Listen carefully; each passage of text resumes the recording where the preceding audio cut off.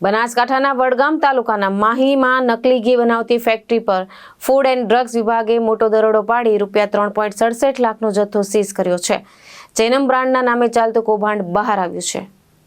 Palanpur food and drugs વિભાગની ટીમે તારીખ 9 ફેબ્રુઆરી 2024ના રોજ માહી સ્થિત ગુડલક એસ્ટેટના પ્લોટ નંબર 5900 પર આવેલી ખુશ્બુ એન્ટરપ્રાઇઝ પેઢીમાં ઓચિંતી તપાસ હાથ ધરી હતી.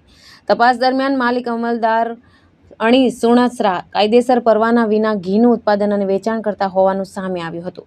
તપાસમાં જૈનમ બ્રાન્ડના નામે 1 લીટરના પેકિંગમાં શુદ્ધ ગાયનું ઘી તેમજ લૂઝ ઘી મળી આવ્યું હતું. સાથે જ સોયાબીન ઓઇલ, પામોલિન ઓઇલ, વનસ્પતિ બીટા કેરાટીન કલર અને આર્ટિફિશિયલ ફ્લેવર જેવા પદાર્થોની ભેળસેળ કરવામાં આવતી હોવાની હકીકત બહાર આવી હતી.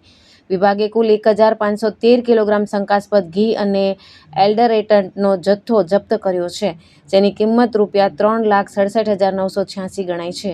કુલ 8 નમૂનાઓ લઈને સરકારી ફૂડ લેબોરેટરીમાં મોકલવામાં આવ્યા હતા. હાલ જવાબદારો સામે food safety and standard act 2006 હેઠળ કાયદેસરની કાર્યવાહી હાથ ધરવામાં આવી છે. જીતુ સોલંકી, દ્રષ્ટિકોણ ન્યૂઝ, બનાસકાંઠા.